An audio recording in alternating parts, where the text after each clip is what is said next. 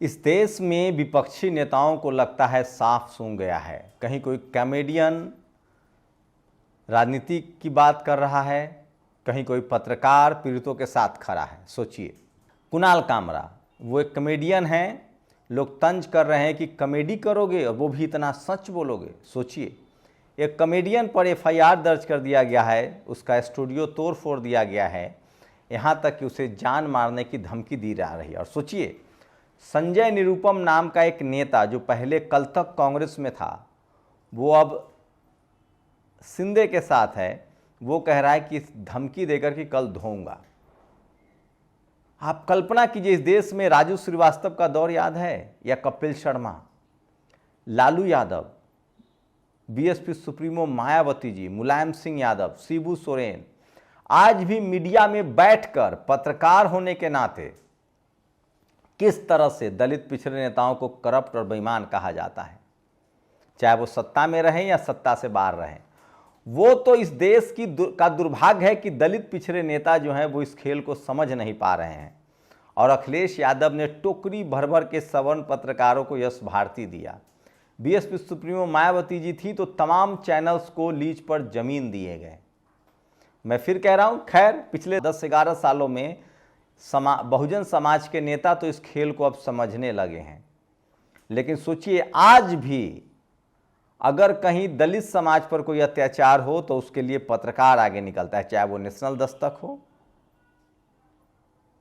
हम जैसे लोग अपनी जान को जोखिम में डालकर, जिनके पास कुछ नहीं है, न कोई टीम है, न पैसा है, न कोई पॉलिटिकल असिस्टेंस है, एक नैतिक जिम्मेदारी है तमाम बहुजन समाज के पत्रकार जो नेशनल दस्तक जैसा प्लेटफॉर्म चला रहे हैं, वो सब सड़कों पर निकलते हैं, चाहे वो दलित दस्तक हो, मूक नायक हो, द वीक हो, आर्टिकल 19 हो, जो भी बहुजन समाज के लोग हैं, बिना किसी सुरक्षा के अपनी जान पर खेलकर।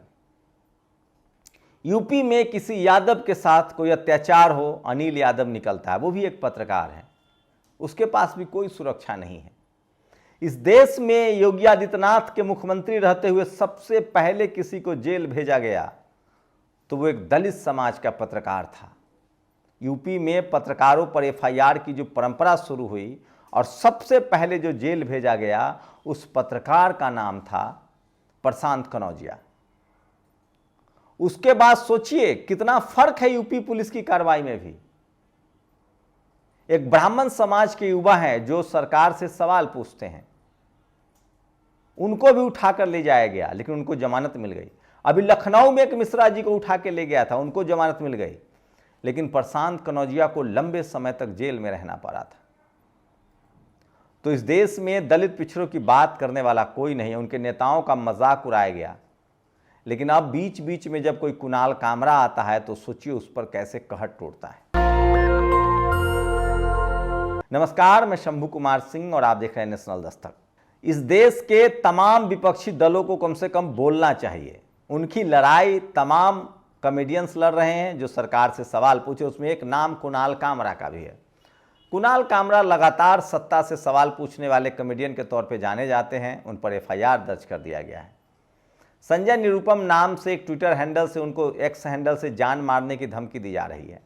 संजय निरुपम के बारे में बता दूं, पहले ये कांग्रेस के ही नेता थे, उससे पहले शिवसेना के नेता थे, सामना के एडिटर थे। जैसे कृपा शंकर सिंह पहले कांग्रेस के नेता थे, फिर बीजेपी में चले गए। संजय निरुपम पहले कांग्रेस के नेता थे, बीजेपी में चले गए। तो तमाम जो कांग्रेस पार्टी के सवर्ण नेता हैं वो रोज कब बीजेपी में चले जाएं कोई नहीं जानता है। प्रियंका चतुर्वेदी भी पहले कांग्रेस में ही थी, बाद में शिवसेना में चली गई। लेकिन सोचिए, कुणाल कामरा ने क्या कहा था कि शिवसेना पहले बीजेपी से निकली, फिर शिवसेना से शिवसेना निकली, फिर एनसीपी से एनसीपी निकली। उसी तरह से कांग्रेस के सवर्ण नेताओं का कोई भरोसा नहीं होता, या किसी भी पार्टी में जो सवर्ण नेता हैं या सवर्ण दल हैं वो कब बीजेपी के साथ चले जाएंगे, इसका कोई भरोसा नहीं है। इसलिए राहुल गांधी कहते हैं कि हमारी पार्टी में स्लीपर सेल है। खैर, फिलहाल राहुल गांधी ने दिल्ली में मोर्चा खोल लिया है। संसद में खड़गे ने साफ साफ बीजेपी पर हमला बोला। ये वीडियो सुन लीजिए और कहा, देश का संविधान जो डॉक्टर बाबा साहब अम्बेडकर ने बनाया वो कोई बना नहीं सकता। रिजर्वेशन को बचाने वाले हम लोग हैं और कि आप लोग संविधान बदलना चाहते, हम संविधान बचाने वाले लोग हैं। राहुल गांधी ने आज संसद के पास जंतर मंतर पर सीधे सड़क पर और जो सबसे बड़ी बात कही कि हम शिक्षा नीति को आरएसएस के कब्जे में नहीं जाने देंगे। ये बात सच है। लगातार एससी एसटी ओबीसी के लोगों को नौकरियां नहीं मिल रही है सेंट्रल यूनिवर्सिटी में, एनएफएस लिखा जा रहा है। सोचिए, एक दलित समाज का युवक बीएचयू के सामने धरना दे रहा है, टॉप 2 में है, वो जनरल कैटेगरी में टॉप 2 में आया है, 3 सीटें खाली हैं लेकिन उसको एडमिशन नहीं दिया जा रहा है। इलाहाबाद में 7 सीटें एनएफएस कर दिया जा रहा है एससी एसटी ओबीसी का। कहा जा रहा है कि बिहार में जहां कम से कम नीतीश कुमार बीजेपी के साथ है वहां तो एससी एसटी ओबीसी को नौकरियां मिल रही है, 27% रिजर्वेशन लागू है। लेकिन जहां जहां बीजेपी है वहां वहां कांग्रेस वाली हालत है। पहले कांग्रेस की सरकार में भी ऐसी ही होती थी। लेकिन हाल के दिनों में लगातार राहुल गांधी सोशल जस्टिस, सामाजिक न्याय और जाति जनगणना का मुद्दा उठा रहे हैं और अब वो सड़कों पर भी हैं। हाल ही में उन्होंने सुखदेव थोराट से एक मीटिंग की, उनका इंटरव्यू किया। सुखदेव थोराट के बारे में बता दूं, जेएनयू के प्रोफेसर रहे, यूजीसी के चेयरमैन रहे और उन्होंने बहुत काम किया, आईसीएसआर में भी थे। जब वो यूजीसी के चेयरमैन थे तो उन्होंने ही एक नियम बनाया था कि अगर इंटरव्यू होगा बड़ी नौकरियों में, खासकर कॉलेज यूनिवर्सिटी में, क्योंकि वो यूजीसी के थे, तो इंटरव्यू में आपको एससी एसटी को रखना पड़ेगा। और इस वजह से बहुत सारे लोगों को, एससी एसटी ओबीसी लोगों को नौकरियां मिली हैं। तो खैर, कुणाल कामरा को लेकर जो प्रतिक्रिया है वो भी बताऊंगा। सोचिए, कॉमेडी भी बर्दाश्त नहीं हो रहा है। इस देश में लालू प्रसाद यादव, मायावती जी, मुलायम सिंह यादव, शिबू सोरेन, तमाम बहुजन समाज के नेताओं ने क्या क्या नहीं बर्दाश्त किया है, आप कल्पना कर सकते हैं। नरेंद्र मोदी कह रहे हैं कि हमें क्रिटिसिज्म का स्वागत करना चाहिए, लेकिन ऐसा होता हुआ दिख नहीं रहा है। मैं फिर कह रहा हूं, हाल के दिनों में विपक्षी दलों के नेता अपने अपने घरों में, खासकर जो बहुजन लीडरशिप वाली पार्टियां हैं, सपा, बसपा, आरजेडी, ये सब अपने साथ घरों में हैं, घर में बैठे हुए हैं। या तो बहुजन लीडरशिप वाली पार्टियां 2 स्थिति में हैं, जो बीजेपी के खिलाफ हैं, जो गठबंधन में नहीं है, वो अपने घर बैठे हुए हैं। वो चाह रहे हैं कि जनता लड़े भिड़े मरे, कुछ कुणाल कामरा, कुछ नेशनल दस्तक, कुछ अनिल यादव जैसे लोग बलि चढ़ जाए, कोई बात नहीं है, तभी तो उनको फसल काटने को मिलेगा। वो सड़कों पर नहीं निकलेंगे। और कुछ जो बहुजन लीडरशिप वाली पार्टियां, उनको लगता है कि क्या करें, चलो बीजेपी के साथ गठबंधन में चले जाते हैं।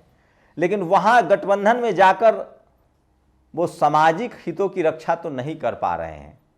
रामविलास जी होते तो आज जरूर बोलते। खैर, मेरी कोशिश रहती है कि तमाम खबरें को बताऊं, लेकिन कांग्रेस राहुल गांधी से उम्मीदें बंध रही है। वो लगातार सड़कों पर उतर रहे हैं।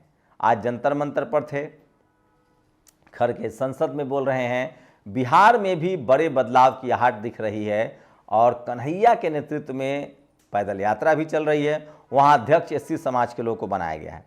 तो आज सोशल मीडिया पर सबसे ज़्यादा कुणाल कामरा वायरल है। कुणाल कामरा ने पाप किया है, मने आप कॉमेडी में भी सच बोलेंगे, इतनी हिम्मत। सरकार को इस पर कार्रवाई करनी चाहिए, कम से कम फांसी होनी चाहिए। सोचिए, एक शख्स कॉमेडी कर रहा है, उस पर एफआईआर होता है, और सत्ता के जो लाभार्थी हैं वो सोचिए सरेआम कुर्सियां तोड़ रहे हैं, हिंसा कर रहे हैं। यह सब क्या है? ये किस कानून व्यवस्था की परिभाषा में आता है? सोचिए, देवेंद्र फडणवीस हो या योगी आदित्यनाथ की सरकार हो, वहां सवाल पूछने पर भी लोग जेल जाते रहे हैं। राजनीति में सबसे ज्यादा अपमान इन 5 नेताओं का हुआ। आदरणीय बहन मायावती जी, मुलायम सिंह यादव, लालू प्रसाद यादव, सोनिया गांधी, राहुल गांधी। सोचिए किस तरह से मायावती जी को दलित नहीं दौलत की, और तो बाकायदा पत्रकार के चोला में मनुवादियों ने कहा उनको। तो इस देश में सबसे ज्यादा आलोचना और झूठी आलोचना पत्रकार के बनकर बहुजन नेताओं का किया जाता है, लेकिन बहुजन नेता कभी समझते ही नहीं है। और ये देखिए, राजेश साहू ने लिखा, ये भाई हमेशा क्रांतिकारी काम करता है, हाथ में संविधान है, यही कुणाल कामरा है। सुप्रीम कोर्ट ने कहा था कि बुलडोजर नहीं चलना चाहिए, लेकिन नागपुर में लगातार बुलडोजर चल रहा है और आरोपी फहीम के घर पर बुलडोजर से गिरा दिया गया है। संजय निरुपम कह रहे हैं कि कुणाल कामरा की धुलाई 11 बजे करेंगे। श्याम मीरा सिंह ने सॉलिडारिटी दिखाई है। और गुजरात से सोचिए, दिल्ली में किस तरह से अब पार्कों के बाद, पार्कों में भी टैक्स लगना शुरू हो गया, उसके बाद जब आस्था के स्थलों पर भी टैक्स लगा दिया गया है। दिल्ली में कई जगह टैक्स लगाए जा रहे हैं। ये है अनिल यादव, जो उस बच्ची जो याद वायरल होगा जो किताब लेकर भागी थी, उनको मदद पहुंचा रहे हैं। तो पत्रकार लड़ रहे हैं, दलित समाज पर हमला होता है तो दलित समाज के लोग जाते हैं, ओबीसी समाज में जिस जाति पर हमला होता है उस जाति के लोग लड़ते हैं, लेकिन विपक्षी नेता सब अपने घरों में बैठे हैं। ये सच्चाई है। इस सरकार से सवाल कुछ कॉमेडियन, कुछ पत्रकार पूछ रहे हैं और उसकी सजा भुगत रहे हैं। और the only way forward, Kunal Kamra ने ये तस्वीरें शेयर की है। NHI, सोचिए, NHI के GM 15 लाख रुपए रिश्वत लेते हुए गिरफ्तार हो गए हैं। जज साहब पर विपक्ष में कहीं कोई आवाज नहीं है, कोई धरना नहीं, प्रदर्शन नहीं, आंदोलन नहीं। विपक्ष के यूपी में पूजा चौहान की लाश मिली है, पेड़ से लटकी हुई, दोनों हाथ बांधे हुए थे। कहीं कोई टीवी पर खबर नहीं है, कोई सुगबुगाहट नहीं है। अखिलेश यादव ने अपने SC समाज के आने वाले सांसद का समर्थन किया है। तो ये तमाम बड़ी खबरें हैं जो सोशल मीडिया पर वायरल है। और कुणाल कामरा ने कहा है कि मुझे अपनी कॉमेडी और टिप्पणी पर कोई पछतावा नहीं है, मैं संवैधानिक तरीके से इस लड़ाई को लड़ने के लिए तैयार हूं। तो ये सबसे बड़ी खबर है।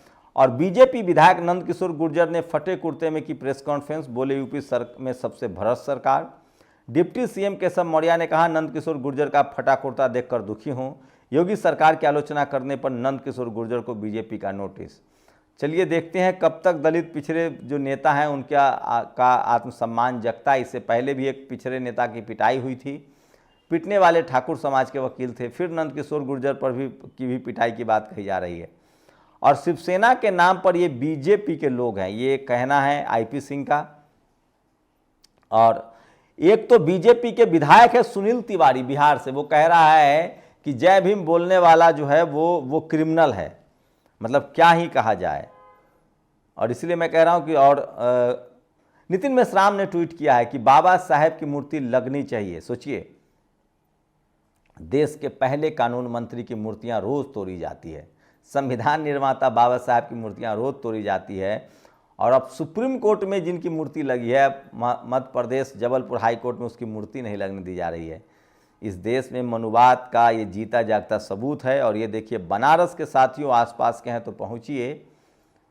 शिवम सोनकर लगातार अकेले धरना पर बैठे हैं एक बाबा साहब की तस्वीर के सहारे। देखते हैं उनको न्याय मिलता है कि नहीं।